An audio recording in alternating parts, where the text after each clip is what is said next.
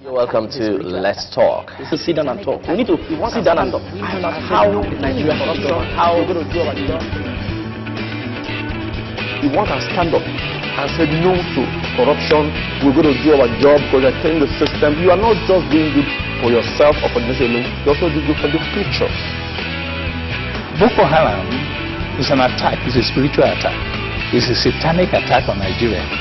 We must, if we come to recognize it, we will understand then how to look for the solution. The Sovereign National Conference, how do we want to achieve that in our present system? We need to sit down and iron out how Nigeria should be governed.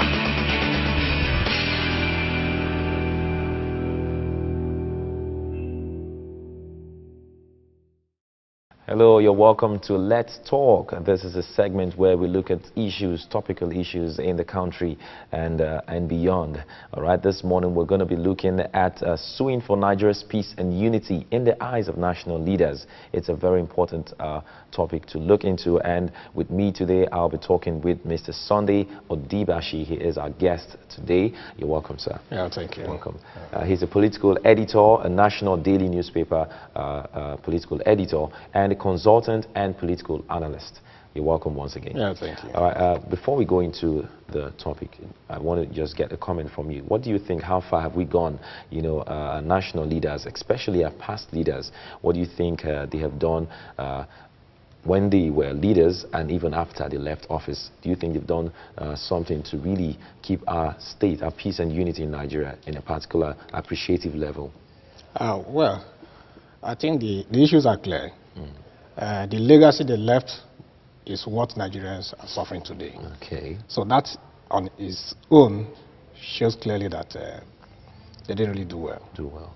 Okay. So they laid the foundation of the crisis that are taking place presently. Presently, yeah. And probably they didn't know it would get to this point when they were laying the foundation.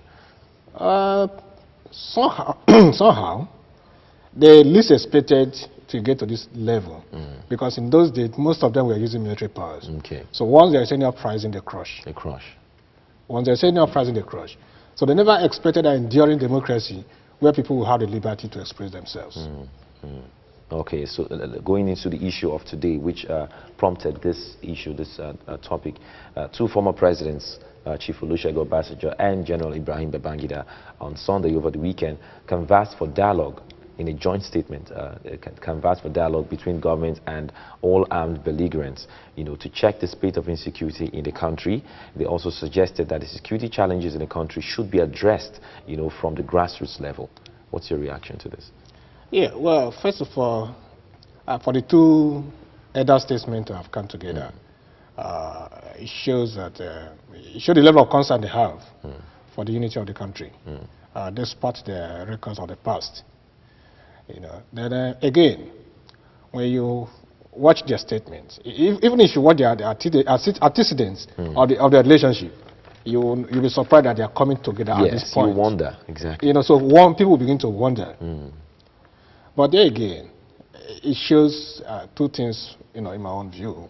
One, either that Mr. President is not consulting with the other statesmen in the country, or that these people have been systematically edged out of governance, so they're not really making that relevance. Okay. You know, do you understand? Yeah, so they're not getting that respect they deserve. Okay. That recognition. So they may want to find a way of playing themselves back to the mainstream body politic. Okay. Yeah, if you listen to President Goodluck Jonathan in recent past, he will always tell you the federal government is collaborating with the United States, US, UK, France to tempt terrorism. So that local content is not there, which means that he's indirectly ignoring the personalities in the domestic environment. And these people say, no, you go to the grassroots, address it, we can help. So that's his own advice. That's their own advice. That's their own advice. That you can only fix it from the grassroots. For the grassroots. And don't forget also that these are two vital leaders who can talk of Nigeria. Yes, we cannot mention our leaders without mentioning the two of them. Because they are leaders in all respect, regardless of their records, you know, whether positive or negative. There are people, when they were in the office, things were happening, good or bad. So it's unlike when you talk of others that you cannot know where they're going. But in this case, you know where these people are going. And then we also invested so much resources into intelligence gathering. Okay. So their advice cannot be taken for granted. For granted. Yeah, for granted. Yeah. Okay. They noted the nation's state of insecurity has caused pervasive cynicism, among Nigerians who have lost faith in the nation's unity. Do you agree with this? Yeah, to an extent, they will be making a strong point. Because when the violent uprising in the north started, it was targeted at some ethnic groups. Yes. And, okay, Christians precisely. Christians, religious. It was religious. So it was religious. People say it was religious. We all subscribe to that. But now it's taking a new dimension. Mosques are being attacked now. So this new trend shows that there's potential danger or clear danger. And for that to have come, they must have read the trends and said, no, we must come out at this point in time. So the issue of cynicism, yes, it's created, not necessarily cynicism, but it's creating a kind of confusion. Okay. Because now we cannot say, are these people Islamic fundamentalists that wants to, destroy, annihilate the Christians? Now they are turning against their own people. So that confusion is there. So they don't have a clean face of, so there's no clean focus. Identify them, yes. No clean focus of what they are doing at this point in time. In the past, you could say, okay, this is an irredentist movement. We want to protect our territory. We want to go on, be on our own. But now they are now going back to their own constituency, destroying their own entity. So in that case, what do they stand for? And who are they fighting for? But do you think Nigerians have lost faith in the nation's unity?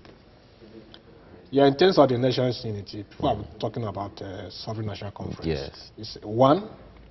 It's a clear indication, yes, people have lost faith in that. But one thing, I just want to mention one thing. You see, Nigeria is a peripheral country in the global politics. You understand? And as a result of that, it also operates peripheral economy. So when you now begin to look at the global political structure, you now see that it's pushed to the edge, that it's not actually integrated into the mainstream. Now, you now see that there are more crimes in the advanced countries, but less violence. But here we have less crimes and more violence. Exactly. You understand? Yes. So it also points to the fact that, look, there are contradictions among the ruling elite is more. The ruling and the governing elite is more. Now, when they allow these contradictions within their circle to graduate to the level of, it will graduate because they can't manage it, because it becomes transformed into conflicts. And this, when they push it out, we now have crisis and uprising in this open society. Now the point is this: you see, the political class is in the process of development, and that is because we have not had that economic system. Now it's okay that this group is going in this direction, this group is going in this direction. So they are all in the same character, exhibiting the same character. So at best we can talk of the ruling and governing elite, who are after their self-interest and nothing more than that. Because they have nothing to protest. Yeah. They invest nothing, they profit from nothing, but they live on the wealth of the nation. Because they are not productive. Wow. So that means if there was a halt to the wealth of the nation, that's when all these matters will be on the fore, to see how deteriorative our leadership is in the country. Even with the one that we've already seen. Because even currently, you can see everyone is going about their duties with fear. Business is, a lot of business people are living in fear to even go about to transact their businesses. How do you react, to all of this? No, because that's what they noted in their statement. Yeah, yes, they may be right, because if you visit Abuja, for instance, you will see that even Mr. President himself, the moment you pass the gate to Aso Rock, you will now see what you are doing. They will block one side, open one side, move from, block the other side. So you'll be moving in snake-like movement. That is the way the President of the Federal Republic of Nigeria moves to his office. You can imagine that. Not to talk about the citizenry. Not to talk about the citizens. So if at that level we can have that kind of system, if you go to the area where they have the SSS portal, it's the same thing. So I think it's about the security that has actually collapsed, and the government has not been able to help the situation.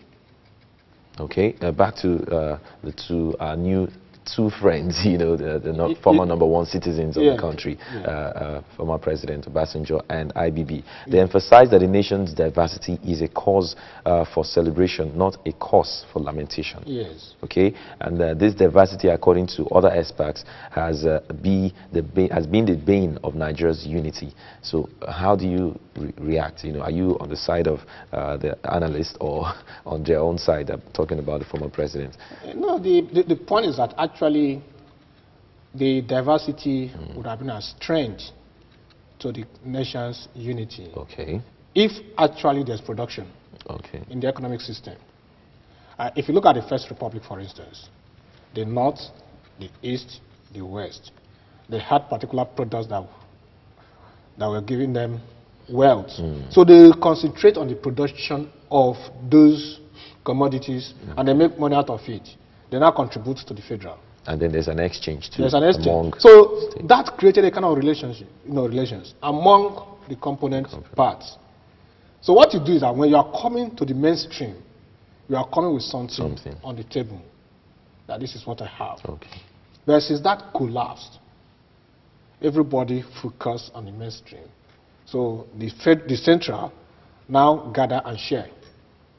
They are the key production. Then it became difficult to manage the diversity that will lead to the unity of the country.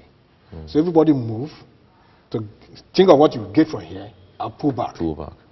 But in the past, you have what you have here and you move this way. So you can't imagine a situation where Ahmadu Bello had to tell, when he was leading the MPC, not at People's Congress, he said no, the center was not attractive to him. He said, Tafola, go, let me remain here.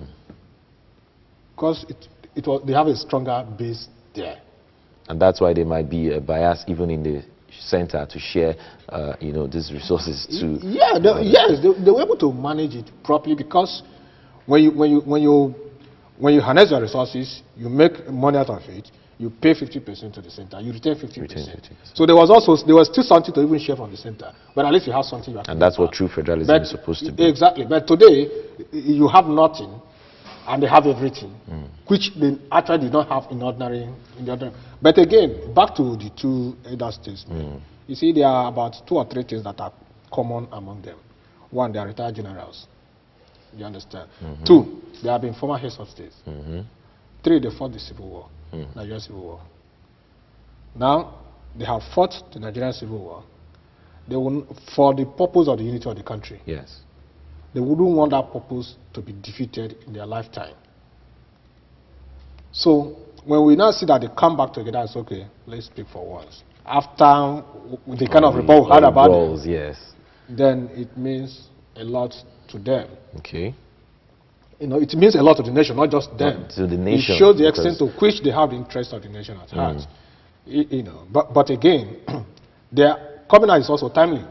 Because just last week, the Northern governors met and they said the North will produce president in 2015. So the new tension was already coming. Okay. Even as we are talking now, I'm aware of a group, G21, from the Southeast. Between now and next week, they are going to meet. They're also coming out to make a categorical statement about 2015 presidency. So it's a good thing that these two leaders are coming together. So they are coming out at the right time. Right time. And they cannot just be taken for granted. Well, let's look at 2 criticisms to their statements. The first one in the declaration of the former Nigerian leaders, the Arewa Consultative Forum, the ACF, and Afenifere, they lauded the timely statement of the two, while Ohaneze Indiegbo had criticized them for not living up to their expectations, during their various regimes as the president of the country. Okay, so that's 2 criticisms. What's your take on this? And that's the beauty of democracy. You have the right to express yourself. Exactly. Without limitation. Freedom of speech. So they keep talking. For me, I think they would rather be a kind of, they would rather be commended for doing what they are doing. Okay. Despite the fact that they failed in the past. and they now see a trend that will even worsen their own failure. And I say, how can we put a wedge to it? How can we control this? So they wouldn't rather be condemned for coming out if that is the only way they can clean up their past bad records. Okay, so what you're saying is the past should stay, and what should be done about the present. That's what you're saying. That's more important than whatever they've done in the past. The point is this. You see, democracy as a system has a way of forgiving past ills. Okay. You understand? It also has a way of curing past ills. Injuries and wounds. Past wounds, okay? Yes, yes. Do you understand? Otherwise, how can you imagine the late Ojukwu at a point coming in Tada with a Buhari who climbing in prison when he took over in 1984? You know, joining force with him in 2003 to say, okay, let's bring this government down for you to move in. So that is the work of democracy. But you know, a lot of people are angry about the two of them coming together. So do you think, as a reaction to that, that's why the vice president's home in Zaria, which was not even inhabited, it just reconstruction just resumed, the renovation, because it was raised down during the protest. You know, so do you think it's just a sign to show that, look, we don't like this pact, this tie between the two former elder statesmen? Do you think it's a reaction? No, if they want to, they would have gone to the people that are coming together. Who told us that the vice president initiated their meeting? Okay.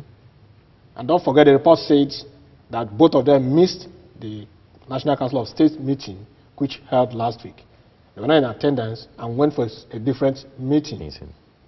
So, for anybody to come and say, no, they wouldn't have done this, they are Nigerians also. They are finding also their own, they are trying to even come up with their own solution to the crisis in the country. You see? But essentially, I feel they should also be more concerned than another person, yes, because they fought for the unity. If that is the only thing they can, you know, revolve their meeting around, then nobody should. Because those who are talking, what did they do about it? All the honorable people, have all the ministers and whatever, what did they do when they were there? So it's not like these people are worse. No. Among the Afenifere, Arewa, and all, whatever they call themselves, we have former ministers, some were governors, and others. What did they do? Because it's a general issue. Yes, it's a collective issue. Thank you so much. There's one more. The Congress for Progressive Change, CPC, they've played down the seriousness of the two leaders' comments, asserting that nothing was actually special in their reaction. And then they've also vowed that its leader, General Muhammad Buhari, you know, would not be part of such declaration. They are also saying that he will not be a part of it, even if he is publicly saying that he declared it jointly with former president. No, this is the state of No, the CPC. point is, you see, I had actually reserved this. Thank God we are here. A Buhari himself will not have credibility to be a party to this kind of meeting. One, the two elder statesmen, they have resigned from partisan politics. Okay. Do you understand? So they no longer have vested interest in partisan politics. But Buhari still has vested interest in partisan politics. He's still aspiring to be somewhere. Yes. Do you understand? So he cannot. Politics, according to the masses, is conflict among classes. It's about conflict.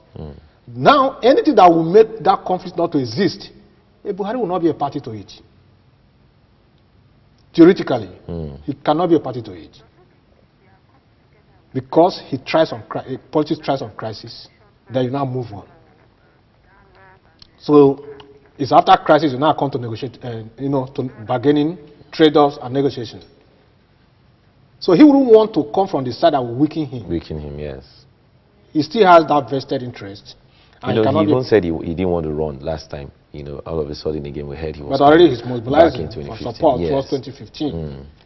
And as a result of that, he cannot really turn around. Now, if you leave politics to be played on plain ground and say, okay, can we now look at the issues? What are the programs of these people that are aspiring to be our president in 2015? You'll find out that they are all zero. Why did you say that? They are all zero because definitely none of them actually have something that is different from the other. The same manifesto. So they have the same thing. Everything is the same. Even if you watch the language of in the National Assembly, you will see that you can't even find clear opposition. The ruling party is even opposition to its own government. You know. So back to the Buhari issue. The Buhari per se cannot, like, he has vested interest. That is one. Then two, he also has things that are also working against him. Do you understand? So their pact, is he against Buhari? No, it's not against Buhari. They are working in the interest of the country. The country. You understand? What I mean is it going to affect him in any way? No, you see, like I said before, within the ruling and governing, they have internal contradictions. Yes. You know, they have internal contradictions that divide them. So their inability to manage it bring out conflict in the open society. Now, within the system, right since the 1980s, Buhari has not been in good terms with IBB for overthrowing his government. And I can remember vividly since 2003, there have been several moves to reconcile them simply because Buhari wanted to be president. They invited them, Shagari intervened, so many Nigerians intervened, the former governor of Abia State also intervened, trying to reconcile the two. So you see that they can hardly work together. In the same vein, Buhari himself is also not working along the same path with Atiku. Okay. So they all have their own. So they still have their own divisions that will also make them not to come in terms to champion the national, to promote national interest in one direction. What about their ties now? How is it going to look like for the president, Goodluck Jonathan? Do you think it's going to give him more opportunity to, go about dialogue and, get closer to the people responsible for all these menace? No, I think what they have also done is to open window of opportunity for the president to consult. Okay. Because it appears what they have demonstrated that the president is not consulting. Okay. It's not consulting.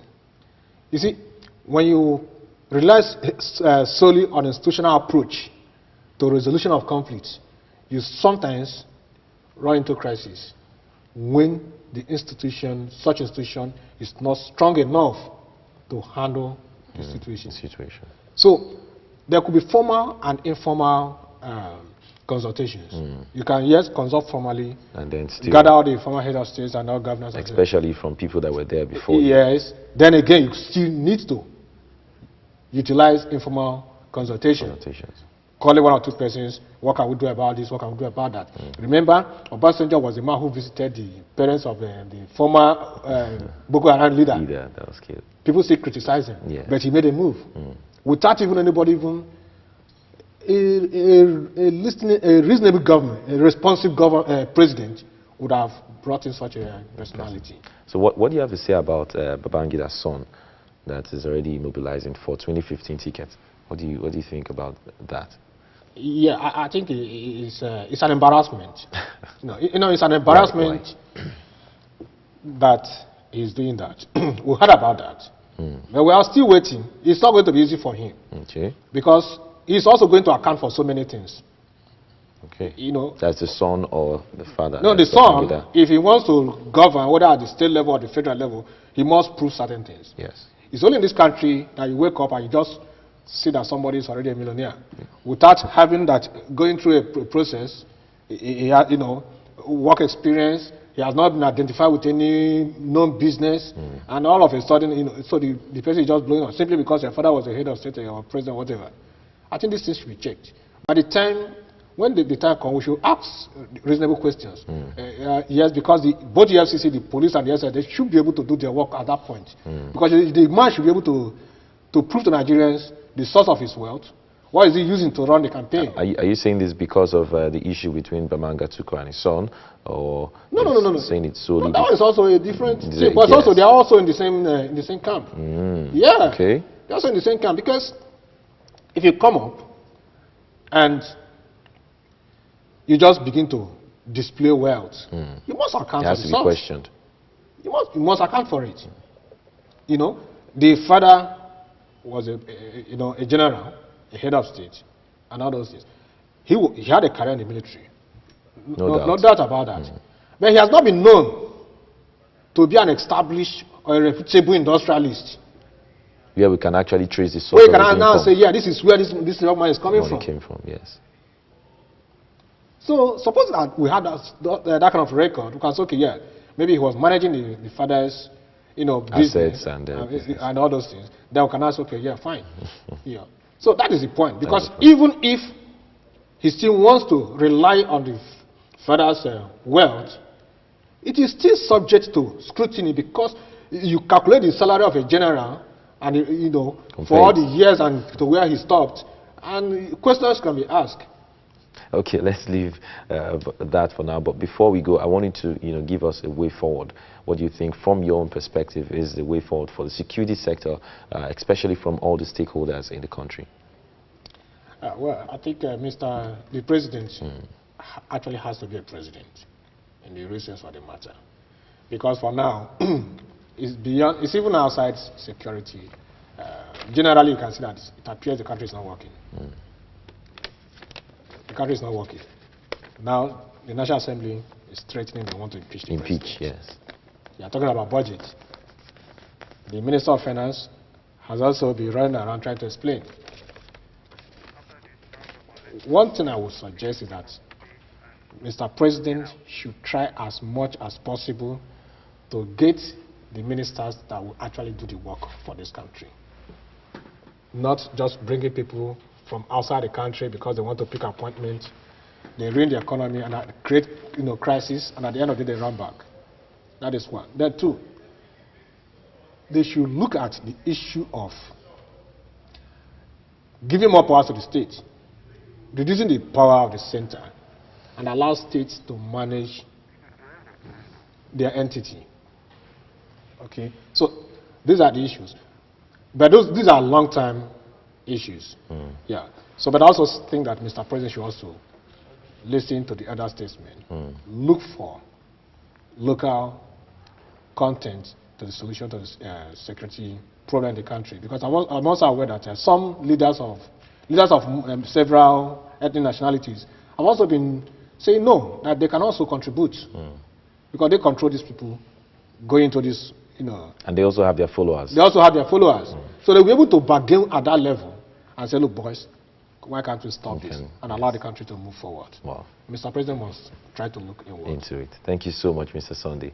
I've been talking to Mr. Sunday Odibashi. He is the political editor, National Daily Newspaper, and consultant and political analyst also. We've been looking at Suing for Nigeria's peace and unity in the eyes of national leaders. Thank you so much, Mr. Sunday. Yeah, thank you. It's been a great time talking with you. And that has been on Let's Talk. I hope you enjoyed yourself. Join us same time tomorrow for another edition of Let's Talk.